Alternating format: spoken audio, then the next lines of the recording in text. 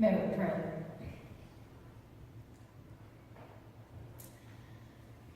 Almighty God, we are here to honor all the saints that have gone before us, and also all the saints that serve here in this world today to carry out your will in this world. And as we celebrate those that have gone before us and honor those that are still with us, we ask that you open our hearts and minds this day and give us the message that you would want us to hear through your humble servant, we pray. Amen. So today is All Saints Sunday. This is also the last of the series of our worship series called The Tie That Binds. And this is a way that, especially today, that we recognize how we have been tied and bound together with others in the past and also with those all around us today. And we know that All Saints Sunday, for us, is important in the life of the church because we do want to name and remember all those that have gone before us, especially those that we've loved, people that have meant a lot to us, maybe who inspired us, who opened the doors for us to walk this journey of faith. Or maybe they inspired us in other ways. But today is indeed a special day. So today we pay tribute to all of those. We also confess that maybe we are not always as well behaved as we should, and sometimes we don't always acknowledge people the way that we should, and sometimes we grieve when maybe we said something before somebody died that you wish you could take back. Sometimes that does happen.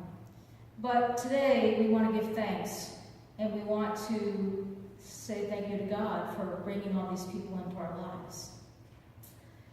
So, what do we have today? We have these candles, and some of them will be lit today in honor of our loved ones. We also have this story of Lazarus, who died. And Jesus had come to Bethany, which is just on the other side of the hill from Jerusalem, off the other side of the Mount of Olives. That's where Bethany is. And Jesus comes, and Mary and Martha are there, and Mary says to Jesus, if you had just been here a few days before, you could have saved his life. So what does Jesus do? What did we hear Jesus do? One of the first things he did. What did Jesus do? He wept. He cried. He also was feeling the sorrow and pain of all those around him. He still feels our pain and sorrow when we are grieving in the loss of loved ones or when we're going through a difficult time. So he wept, and he was among them. But then he said something else to them, didn't he? He thanked God, right? And then he did something totally miraculous. We have a resurrection story, don't we? What happens? He tells the people to move the stone from the tomb, right? And Mary's like, well, wait a minute, he's been in there 4 days. But Jesus says, move the stone. And they go ahead and oblige, and they move the stone. And what does he say? He says, Lazarus, come out. Who comes out but Lazarus, all bound in strips of cloth? And so Jesus tells them to unbind him. And so they unbind him and then let him go, and he's alive. Now, we don't always have that experience where people die and come back to life, although we've heard about near-death experiences, and we have those machines that do the shocking, right, and re-shock the heart, and people can all of a sudden, they get a pulse again and bring them back to life. But this was a very different thing, because this was 4 days. But one of the unique things I saw in this story was that Jesus was not only creating this miracle, didn't he also involve everybody else in the miracle? Didn't they partake in it? Because what did they do? They had to roll the stone away, right? And then after Lazarus came out, what did he have them do? They unbound him. Maybe it gives us a little bit of thought that maybe sometimes Jesus uses us in our own present day for miracles or for helping somebody out. And I think that so often we feel that everything we do is just so mundane and so humdrum, and that what are we doing that's really helping anybody out? But this was all out of love that Jesus did this, because Jesus felt the sorrow, the pain, and the anguish and the grief from this family and the friends. And he felt that, and he did this out of love to help all of them out. So what are things that we do out of love each and every day that you don't even think, you just think it's routine?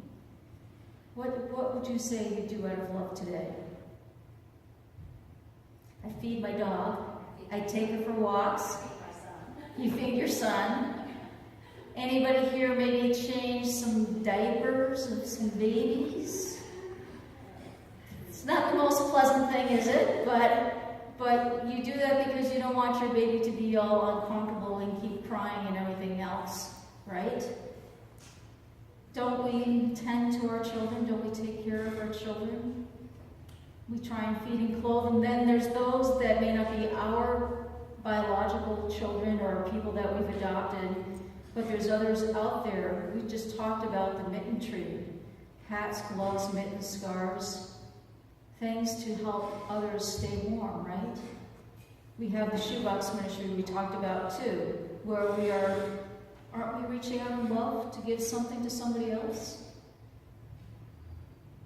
Today, we are celebrating the lives of the people that have gone before us, as well as celebrating all of you. But yes, we are going to light candles for those that have died, but aren't we celebrating how they lived? Are we celebrating how they touched our lives? That poem, which I didn't bring with me today, but some of you have heard it at funerals before, called The Dash. You know, you have the person's birth date, and you have their death date, and there's the little dash in between, right?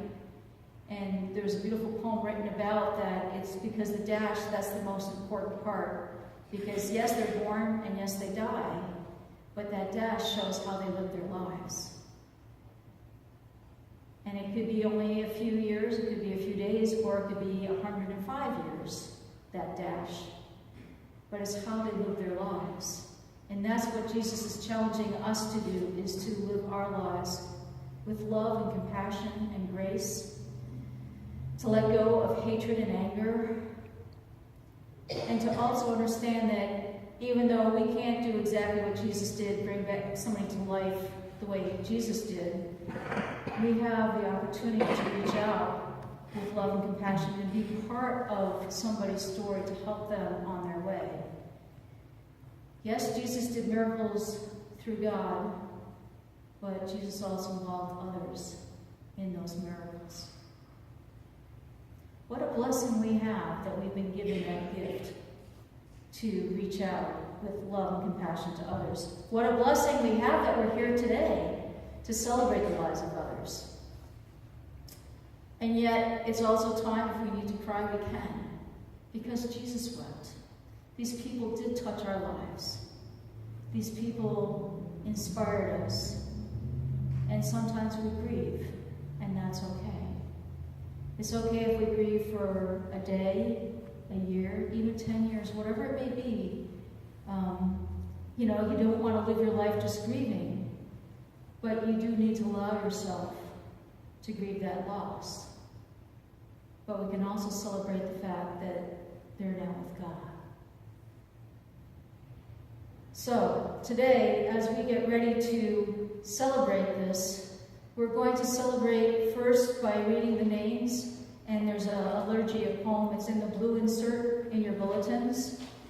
And if any of you are here for these people's names that we read, you can come forward to light a candle.